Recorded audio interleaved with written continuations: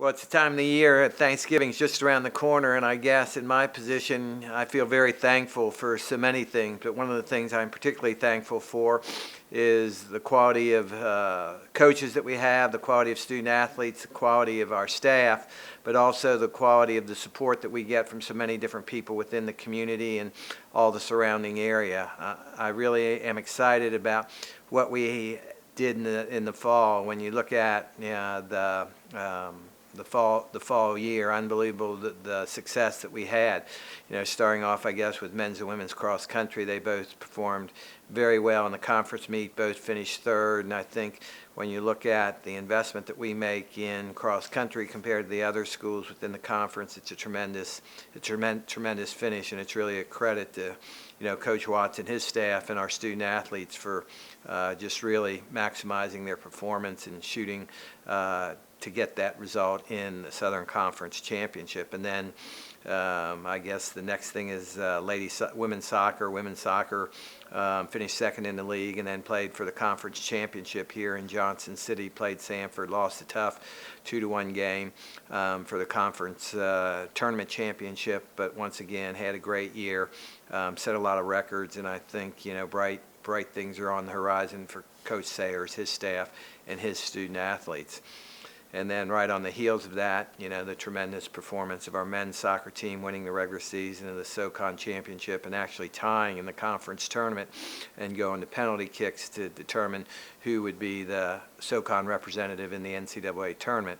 Unfortunately, we came on the short end of the penalty kicks, but the exciting part of that is that we earned a NCAA bid as an at-large team, and I think when you think about that, that means that we're one of the, I think our RPI was 30 to get in, and I think to do that, that's an incredible accomplishment, considering that the SoCon's not one of the highly rated soccer conferences in the country compared to the ACC, which got 9 teams in. So I think that really is a tribute to Coach O'Shaughnessy and the guys on that soccer team. They had a tremendous season. They showed a lot of fight, desire. They kind of really exemplified our concept of ETSU tough. They just wouldn't give in. Played a tough opponent at Virginia Tech in the NCAA tournament, came away with a 1-0 loss, but I think they really did a great job, and I think everybody that saw him play was very, very impressed. So I think, talking to Bo, I think he feels that, next year will be even better. So great things ahead for ETSU men's soccer. And then, of course, our volleyball team, regular season champions in the SoCon, finished the record and in-conference record of 13-3, which is pretty incredible. Went down, lost in the second, in the semifinals of the SoCon championship. Played, Samford on their own home court, which is always kind of a little bit of an unfair thing, but I think that's going to happen, and you just have to be mentally tough enough to overcome that. I think these young women, they really personify what's great about college athletics.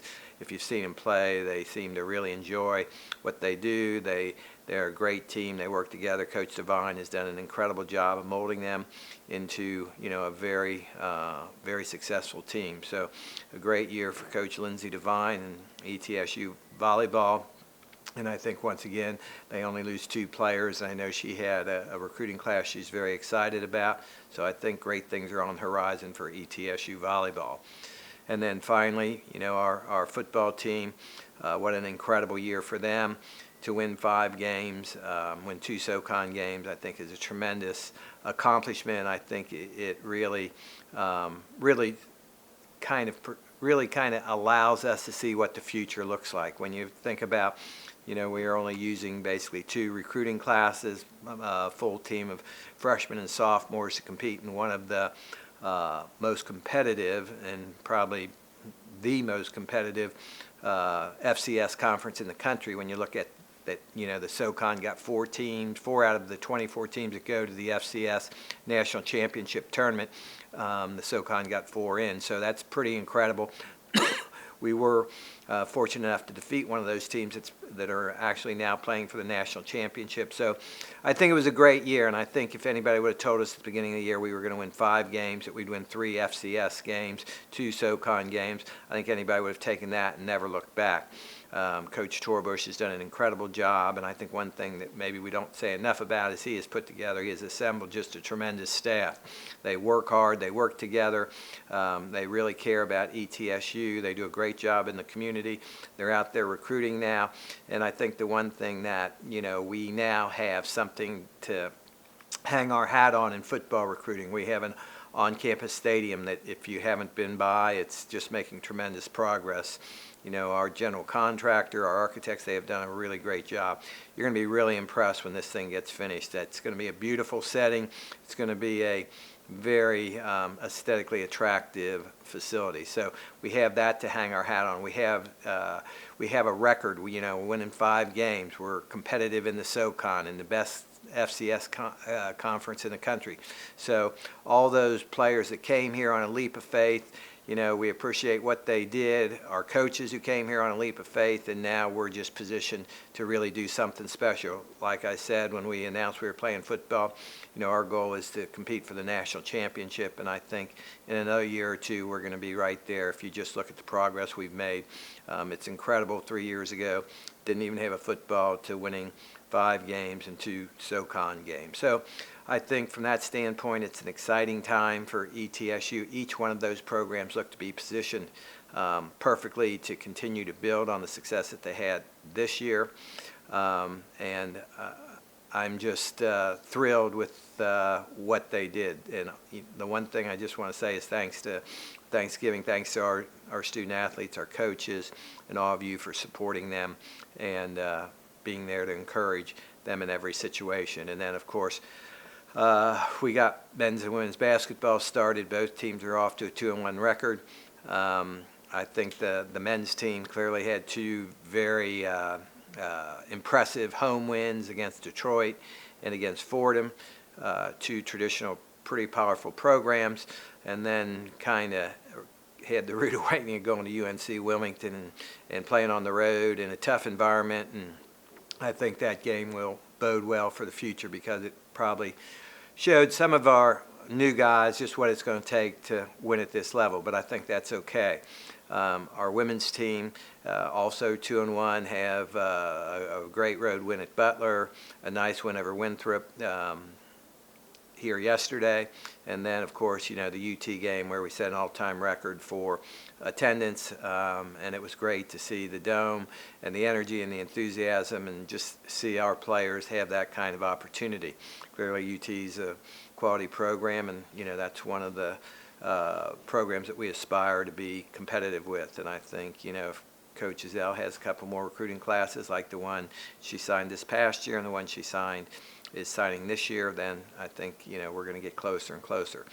So I encourage all of you to come out and watch the men's and women's teams. I think both teams are fun to watch. The men's team they're very athletic, play with a lot of passion. The women's team, same way. I think they play with great enthusiasm. This team, there'll be a lot of people that contribute.